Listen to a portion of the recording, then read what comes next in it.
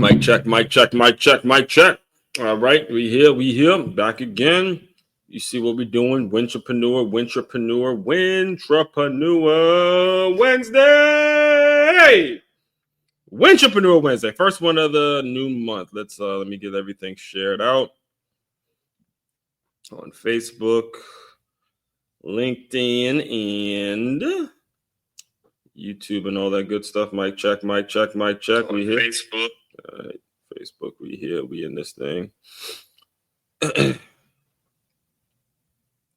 All about leaving digital footprints, folks. Leaving a digital footprint.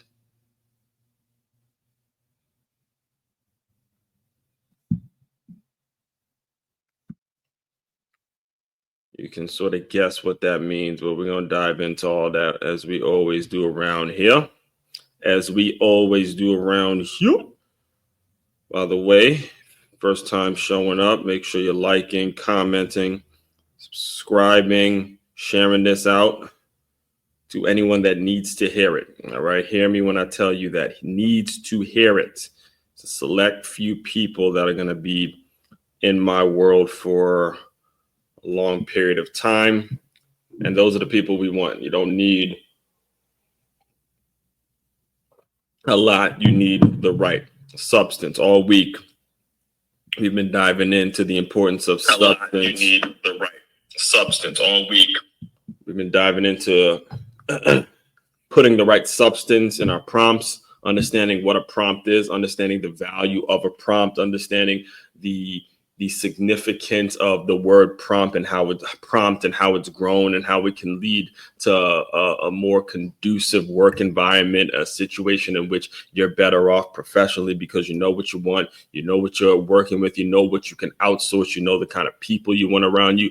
All of this stuff is important and it's quality information. In fact, I was just having this conversation yesterday with my girl, and we were kind of agreeing with each other as two people that are, have taken L's in the past, have been through. We're pretty much the same age. She's a year younger than me, but pretty much the same age. And as two people that have kind of grown up in these cultural changes, there's an understanding that the work I do, the quality information that I provide to people, there is never going to be a whole lot of people that want to hear. Now, everybody needs to hear it, but there's only a select few people that want to hear, because there's only a select few people that want to be great, that want to be the owner of their businesses, that want to be the kind of the wintrapreneur, the person that's actually, setting things off, setting themselves apart, being different than everybody else, not following the crowd, all these kinds of things. That's what I represent, and that's totally fine. It's so important that you put yourself out there in a unique, authentic, and a genuine way so you can get the honest, raw, uncut feedback, and you're moving forward in the right way. If you can recall, this past Monday, I gave myself a D professionally because I deserve it, a D professionally because I didn't do the things that I set out to do professionally this month. But what I did do is make up for those things in a personal relationship. And these are conversations that I have with her. I'm starting to see how that can work in two sides, because work in twofold, to where even though I didn't do the things I need to do professionally, personally, it's coming back. So this is all a process. It's all me learning and all me, going through life, explaining to you all how to do it, not because I know it all, but because I actually live the stuff that I'm talking about. So all that being said, let me just introduce myself to anybody that they may be new to this world. Again, if you are new to this world, just expect that I go on several random rants because this is me. This is what I do. It's what I'm about. I don't fake it. There's no scripts. There's nothing in this show in which, you just know what's going to come out of my mouth. I know what I'm going to be talking about, but you never know what direction I'm going to take and how the rants that I'm going to go on and the tangents and stuff like that. That's just me being authentic on camera and getting to the point now where this is just how I operate. You're not going to see a difference between having this conversation with me now online virtually, and then if you were to have a conversation with me in person, it'd be the same exact way. There's no difference. All right. So all that being said, I will introduce myself to anybody that may be new around here. Be sure you my name, let me properly pronounce my name, because it's right there on the screen, and I know it can be challenging for a lot of people. First and foremost, my name is pronounced Aswand Cruikshank. All right, I am your one and only Move Swiftly speaker, former Division I college football player, and current 5-time, soon to be 6-time published author and educator. I've created this whole system, this whole brand, this whole concept, this whole way of living. That's all about taking the innovative teamwork lessons that you learn on the football field and applying them to businesses, business owners, so they have a staff and a group of employees that moves as efficiently and as coherently and have that same eager, that same passion, that same hunger, that same drive as a championship youth or high school football team. That is what we call move swiftly. That is what we call moving swiftly around here. It's taking that concept, taking that drive, taking that demeanor, taking that hunger, taking all of that you see in your typical championship youth or high school football team and implementing all of that in your business, right? That's what you want. You want folks coming into your business with that eager and that passion. That's what you want. And then you can teach them the rest. Again, you can teach them the technical stuff in terms of what it is they need to be doing from a day-to-day standpoint. What I'm going to teach is how to come to work with that dog. How to come to work with that dog. Like every single day is game. Every single day we got that rivalry week, baby, where we just balling. You know, that laser-like focus in that. You need that every single day. You don't want to get stagnant. All right. So first thing, if you like the way I'm sounding, if you're a business owner and you're struggling with turnover, which you are, again, if I don't know you personally, but I know you are struggling with turnover. The very first thing that you can do is a completely free guide. Completely free thing to do. If you have not done so yet, be sure you go into Free Guide Faria, F-R-E. You heard me correctly, folks. freeguide.makeyourmove.com. Make sure you put in your information. You will get a 10-step process. Very simple 10-step process will be sent over to you once you send that out. We work in a very, very simple formula around here. It is 1, establishing measurables. Then you take that with a professional distance. All right, you got establishing measurables and then a professional distance, and you add those two things, and then and only then will you see a productive environment. All right, that is it. You will not get anywhere without those two things: productive, establishing measurables, and a professional distance. You need those two things to lead to a productive environment. That is the formula that we work from around here in the Move Swiftly world. Next thing, if you are not interested in anything free and you're ready to have me come and speak to your organization directly, speak to your staff, give them this energy, this passion, this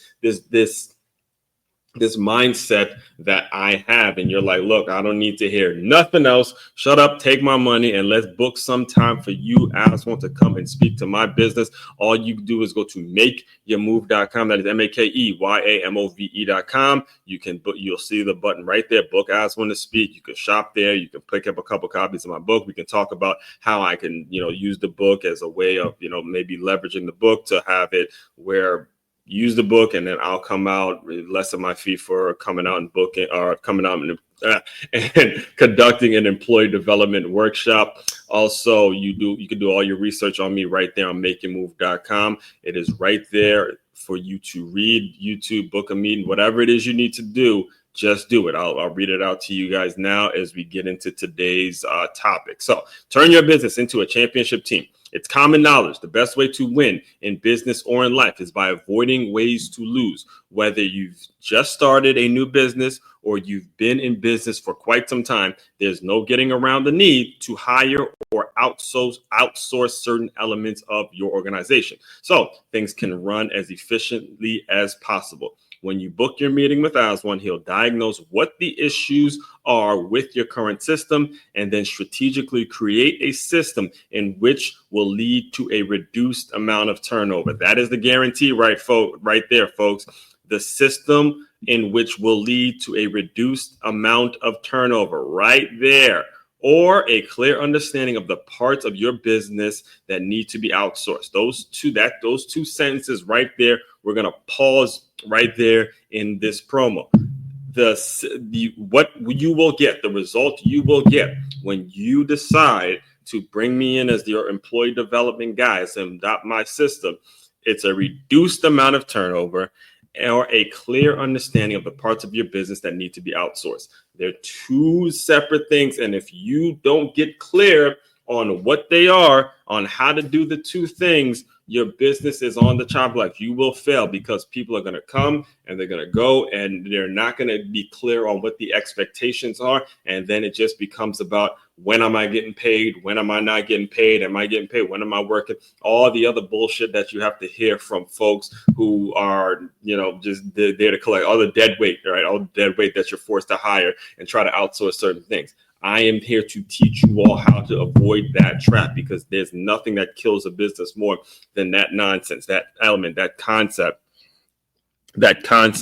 of just simply throwing money at people who do not deserve and are not measuring up to the things that they need to be measuring up to. All right. So, and all of that is available on makeyourmove.com. Again, I could stay on that for hours upon hours upon hours, but again, I do require a fee.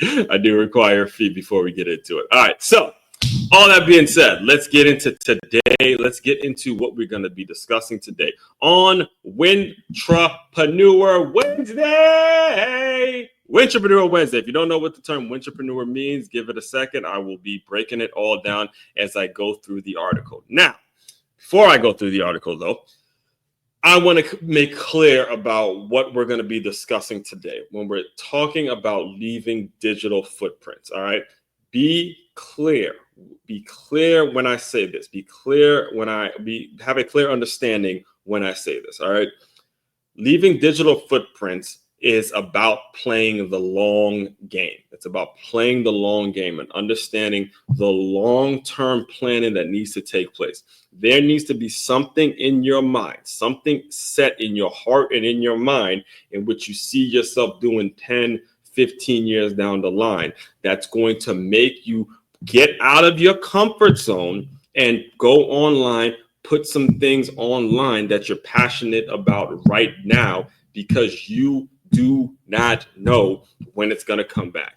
You do not know when you're going to, what lessons or what is going to happen in the future that's going to make it for somebody to be attracted to your work. I can talk for hours. Again, I would, but I'm learning. I was given the advice yesterday to cut down on the 45 minutes on the live stream. So I'm going to work towards keeping this around 30 to 35 minutes. Usually on my recap episodes and the Faith-Based Fridays, I keep those at 30 minutes, and the Film Session Saturdays, I keep those at 30 minutes. But when I'm just, having conversation like this and going over the topic, I could, there's been times I've gone over an hour, and I'm not doing that anymore, because again, I was advised when I'm giving this type of quality information, I got to make sure I'm cutting myself off, because there's too much. Y'all are getting too much for free, too much quality information for free. All right. And it leads me to the point that I want to make about leaving a digital footprint.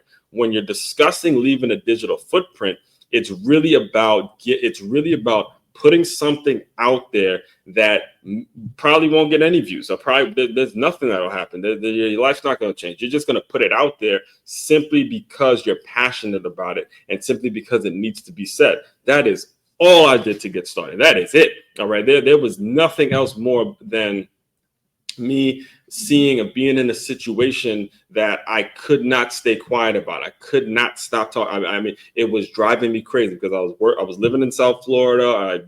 Again, my dream location, the location I wanted to be at, but I'm trying to work 2 part-time jobs, and I'm seeing folks, I'm seeing owners, I'm seeing managers of employees, I'm seeing these people not measure up, not do small things that would have made it so these part-time positions could have easily turned into full-time positions had there been some leadership, had there been a seller's mindset, had there been you as the owner, you as the person who is up top, you need to figure out how to, take advantage of the person's passion. You need to figure out how to utilize the skills. In fact, there was just having a conversation, and I'll get to you, but let me just get the story out really, really quick, because I meant to tell you guys this 2 days ago. But I was just having a conversation with a friend of mine, and he was upset about the fact that they were he's really into graphic design and things like that, and he does graphic design for the company that he works with, and he was really upset at the fact that they went and they posted something about them looking for other graphic designers. And I remember having the conversation with him, and I was saying, hey, what, because I played football with him and stuff like that, and he sees the work I do and all that. And I was telling them, we as former football players don't understand how blessed we were to have lived through what we lived through as football players, because what we saw was when a coach, when a coach is in a situation when you're in the season and your quarterback goes down, okay, the next quarterback goes down, you got nobody else. What we have learned to do is or we've seen is that coach take a wide receiver and say, all right, you take the snaps because you know all the routes, right? Or we've been in situations where there's a receiver that goes down or a running back that goes down. You got to take that athletic wideout, put him at receiver, put him as a kick returner, or there's a tackle that goes down and you got to take that tight end and you got to bring him in as tackle. You got to take a tackle, put him at tight end, or you could take a safety, a really fast safety, but he's a little bulkier. You lose a certain amount of guys. That safety got to go down the linebacker. That DN got to move and play the 3-tech. All of that stuff that we saw on a day-to-day basis, we didn't realize was a blessing in the workforce, because in the workforce, there's folks who got the money, got the position, got all of it, but they cannot look at talent and say, this is how we reduce the situation by not going and hiring somebody else, but looking at what we have and saying who can do what. And I remember giving them the story, and I'll tell you the story now, or explain it to them back when I was at Stony Brook. And for those of you who don't know, this is where I played, and I didn't write about this story specifically, but you can get a copy of Transferring D1. All that is available on makeyourmove.com as well. But I remember it was when I was at Stony Brook. It was my second year. I was there for my junior, my senior year. And it was Aaron West was the captain of the team. Aaron West was the safety, and he was the starting safety, captain of the team, but he was also able to be a long snapper. And even the year before, Tooch, who was also a captain, he was the long snapper as well. But I remember my second year going into Stony Brook, they didn't want our starting safety to also be the long snapper, because it didn't make sense for him to, go out. Let's think about what the game they would look like, right? He's our main guy. He's our main play caller on defense, the kind of our captain. And it's a punt. He has to run out there the play before, have a long snap, and then, go make a tackle and, put himself at risk for getting hurt or be tied, because he's not going to be as fresh for defenses down the third. So there was a new freshman. It was he was a redshirt freshman. Adam Novak was an incoming freshman.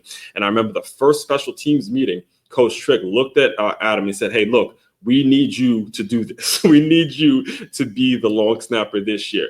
And he pointed at Aaron. He goes, that's a luxury. We don't want to have to put our starting safety at long snapper for special teams. And that's what we learned, right? That's what we learned. I'm bringing all this up because, again, when you're talking about leaving a digital footprint, it's all about exposing yourself to the amount of things that you can do. So that's what we're going to discuss today. And it happens impromptu. You never know, because I'm going to prove to you today how you just never know certain things can happen, and what you come across online, how that might be beneficial to you in the future. All right. So that's enough intro. I went 20 minutes of talking, 20 minutes talking in the intro. Let me get to the article now. All right. So Wintrepreneur Wednesday, leaving digital footprints. All right. You see a picture of one of my favorite videos on the internet. All right. It is Mary J. Blige and Jay-Z. I've seen them in concert. It was one of the greatest experiences of my life. They did an interview with Tavis Smiley, if you know that name, Tavis Smiley. I'm not going to play it because I don't want to get demonetized, but I will be explained as I go through the article. Just stay with me. So podcast listeners, stay with me throughout as I walk you through it. So I'll show the videos that I'm in, but I'm not going to show the Tavis and the Mary J. and Jay-Z and the Mary J. Blige one. So here we go. Happy Wintrepreneur Wednesday to all my growth-minded creators and professionals out there. Let's start by defining the term that grounds this movement. Wintrepreneur, someone with a strong entrepreneurial vision for their life, who's been fortunate enough to find a job that pays every 2 weeks and aligns with that vision.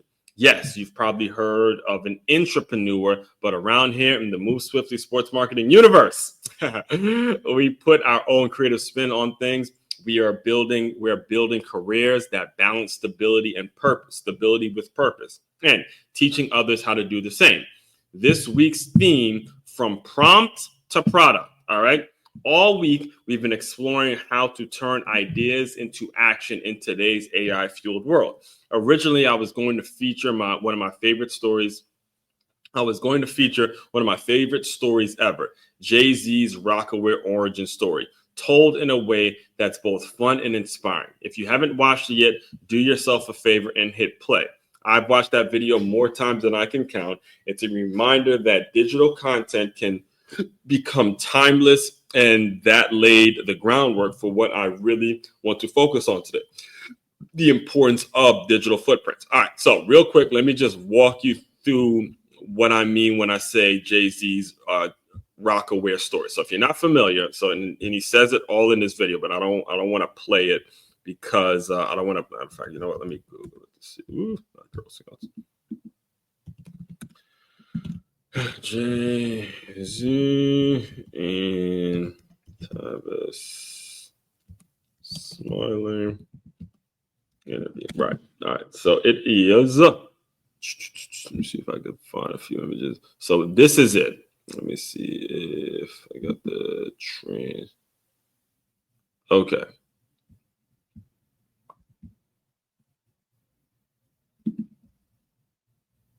Right. So you'll see it here. A funny story about how we started Rockaware clothing. All right. So if you're not familiar with Rockaware, let me actually, let's go like this because I'll explain it. I'll explain it. So if you're not familiar with Rockaware, all right, Rockaware was a clothing brand. I'm showing it here. So podcast listeners, I'm showing you just some video of what Rockaware was. It was a big time clothing brand that Jay-Z started with him and Dame Dash back in the days of the old school days of Rockefeller, and all that kind of stuff. And you see Rockaware. I myself had a couple Rockaware shirts. In fact, I think I could find it. Let me see if I can find it.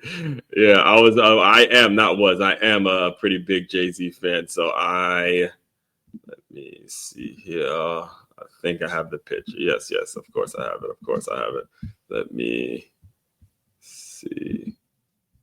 Yes. I think I have it. Rockaware. Yeah. No, that was Polo. Let me see if I can find it real quick. This is old school. Got to go deep in the archives for this one, folks. Yes. All right. So you see that R right there? That's me back in 2008. That's Rockaware. It was a big clothing brand Jay-Z started and all that kind of stuff because I was such a big fan of his, started the clothing brand. So basically what happened is on this show, and because I had seen them, so I was a fan before. I became a super fan when I went to this concert. Actually, I went to this concert and I was absolutely floored. Like, this is me you see in 2008. I was absolutely like moved, and I became a fanatic, like a super fan. Went from fan to super fan, which is what happens when you go and you see your artist perform and all that kind of stuff. So after that, this interview was right. So it's right here. This interview was around that time. It was around that time, 13 years ago, right? And he talked about how he started Rockaware, and I have it verbatim. I'll walk you through it verbatim again. I recommend you guys go watch it on your own. But he said it's really an extension of what he does. You see an artist, you see a Mary J. Blige, you see the brand, you see the clothes, you see everything that they're about. So at the time, the way he started at the time, he was wearing this brand called Iceberg. All right, Iceberg is another clothing brand that I will play here. I will put up for you guys real quick. Clothing, Iceberg clothing that has really cool like cartoon characters on it. This was the brand that he was wearing. I remember my cousin actually, who runs his own clothing brand, same Jumper Status now. Exactly, you see Jay-Z wearing it. So what happened is he went to the show and everybody's wearing Iceberg. And he's like, yo. So he goes to the Iceberg people and he says, hey, I think you should, partner with me about doing some stuff and say, hey, because I think I'm starting a little trend out there. I think people are onto what it is we're doing. And basically Iceberg said, because they didn't have any records really sold at that point. So Iceberg basically said, look, get out, or what do you want to do? He didn't really have a clear idea or clear business plan in terms of what he wanted to do. But then, so over those dealings kind of went through or fell through. Then he went to Russell Simmons, who Russell started Phat Farm, PA Phat Farm. Again, you guys can go watch this on your. I just want to give you guys some context here. So Russell had Phat Farm, which was another clothing brand. Russell Simmons was another hip hop mogul. He had Phat Farm. So he had Phat Farm, and that's when Jay-Z went to Russell and said, how did you do this? And then they introduced him to the people that started Rocawear, this, that, and the third. And then, the rest is history. Rocawear got started. So the point of me bringing that up is a couple of reasons. First of all, if you want to start something, you have to make sure you have a following of folks. All right. The following and the audience deciding and making sure you see where you can make your sales and all that kind of stuff, where you see that group of people, the same way I was telling you guys earlier, hey, the business owners, the ones that want to run their own thing and help with employees, all that stuff is the My Tribe. He already had people showing up to the shows wearing the Iceberg stuff. Then the next reason I want to make sure I explain that to you guys, because this interview happened over a decade ago. This conversation with Tevin Smiley happened over a decade ago, and it's still just as valuable. It's still the valuable information that we all need to hear. And that's what I mean when I say you just never know who your stuff is going to touch. You just never know what's going to be said or what someone's going to be going through, how this person's going to try this, what this person's going to do. All of that stuff you just simply do not know. So as we move forward now, and I'm going directly back to the article now, podcast listeners, as we move forward now, listen to what I'm telling you. Now I'm going to show you the videos in which how it helped me personally. So why digital footprints matter more than ever. The video I just mentioned was posted over a decade ago, long before ChatGPT, DALL-E, generative AI existed. Yes, its impact on me is still real, still valuable, still relevant. And that's the key. In this current era, your ability to leave behind meaningful digital work is no longer optional.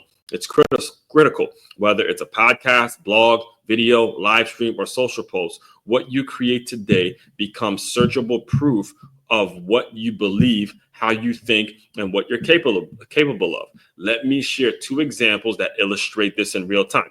Example number one. All right. Last week, and I'm going to play the clip. Let me just read this out. Last week, during a live stream about public alignment and my vision for contributing to the newly formed College Sports Commission, I accidentally came across a scouting report I had written years ago.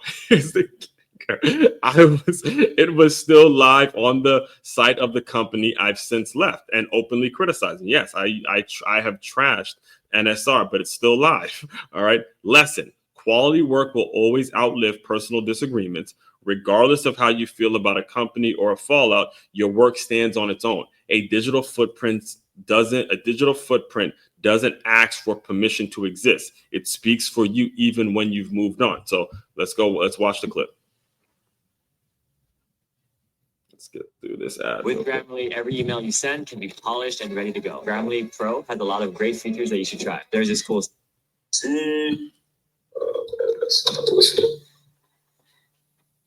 Yep, it's still there. It's still all of this stuff is still. Let's see, it's still around. It might. It was so long. Yeah. Oh my God, it's still here. Oh my goodness, it is still here. 2013, Malik Dorsey. Oh wow, look at the name. Look at the name on this thing, guys. Look at how. I can't make it up. You can go back to last week and watch the same thing. Listen, I know what. Let me let it go. This is what I mean when I say leaving a track record on the internet. Our featured athletes, so they did National Scouting Report. So let me before I get to that, because I'm gonna have to really break this down. All right. So National Scouting. This was my first job out of college. I was, again, played college football, and all that stuff, and I wanted to scout. So took up, it was all commission job at National Scouting Report. And basically the way it works, I would go out and recruit high school kids and get them signed up to a service. Follow me swiftly, Swift _LY44. And that's number one. Let's go to example number two. So example number two, Father's Day. Watch it, and I'll play the sermon in a second. In another live stream, I found myself unexpectedly referencing a powerful speech from Chuck Pagano, delivered after his battle with cancer. I had first watched that video over a decade ago. In that moment, live on air, the memory hit me, and it tied perfectly into the Father's Day sermon I was sharing. These moments aren't scripted, but they're real, and they happen because content, when it's authentic, sticks with people. That's the power of leaving a digital footprint. Let's go to the clip, folks. See, two more daughters get married, dance at their weddings, and then hoist that Lombardi several times. I'm dancing at two more weddings, and we'll hoist that trophy together. And he had to shave his head, and he obviously had to take his time off or whatever. But he was well enough towards the end of the season to be able to come back and give a speech to his players. And I swear I'm getting goosebumps right now thinking about the look on his face when he says, "Look, guys, I'm dancing at two more weddings before I go. I'm dancing at two more weddings." He didn't even talk about winning the games. He didn't. This is the NFL, folks. All right, you can't see the goosebumps, but I'm getting goosebumps thinking about it. But he wasn't talking about what you do to stay employed in the NFL. He got up there and told these grown men, quasi-millionaire men, "I'm dancing at two more weddings because I want my daughters happy, and that's why I'm staying alive." Ball head and everything. Man. Okay, that's amazing. But that's the right mindset to Watch have. me, now I gotta find it. You know, and parents, you know, have to think about that. You talk about balancing career. It's important. They have more influence than what they think they have. Now I gotta look it up. I'm getting moved on this one. So See if I can find it. let me let it go. I'm gonna close you guys out. Give me a second, guys, because now this has to be up somewhere. Is it? Yep. All right. Here we go. Here we go. And then we'll get into the questions after this, guys. Hold up. Now I have to, it's like, okay. All right. Are you seeing it? Yep, I see it. Returning from successful leukemia treatment, here is the jubilant locker room. Sorry. This is it. There we go.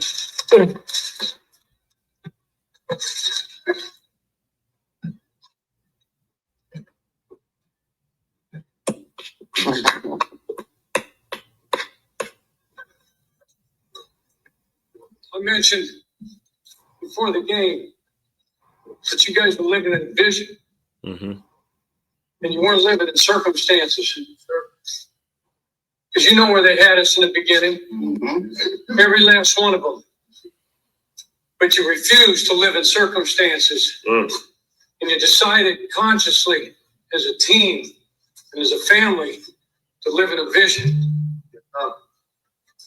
And that's why you bring things home like you brought home today. That's why you're already champions and well on your way.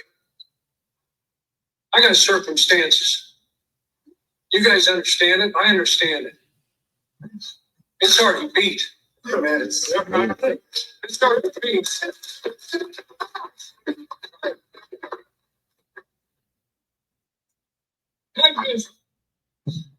And I'm living. See, two more daughters get married, dance at their weddings, and then hoist that Lombardi several times. I'm dancing at two more weddings, and we'll hoist that trophy together. Thank you so much. Come on, David. I told you.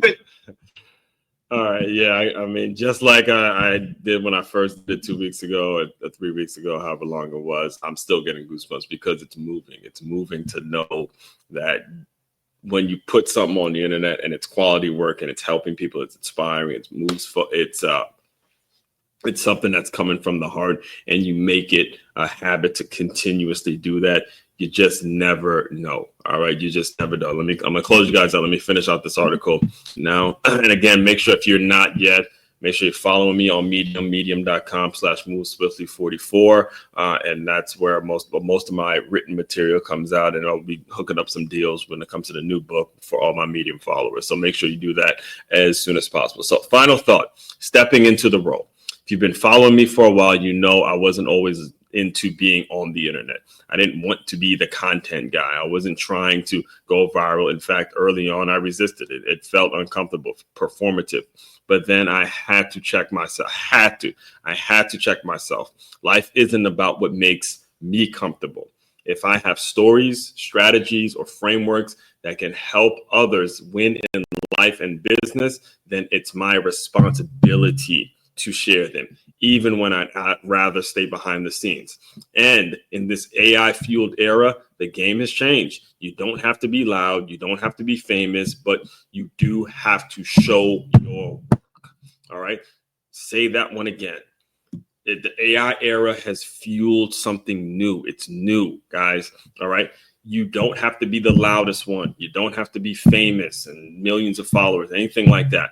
But what you have to do is show your work. The same thing you learned in school, and you just write, instead of writing a math problem or writing an answer, the teacher is going to ask you, we as teachers are going to ask you, show your work. Show me you understand it. Show me where you regroup. Show me where you got that answer. You got to show your work. And it's possible to do it now. It's possible to do it now because it is available. And there's tools that are in place that's very easy for you to use, for you to really leverage one little clip. One little clip can turn your business all the way around, but you got to continuously put it out there. All right. So to every entrepreneur out there, leave the footprint, publish the video, write the article, record the podcast, turn the prompt into a product. Your future self and the people you're called to serve will thank you. Understand, your dreams, your goals, whatever aspirations you have,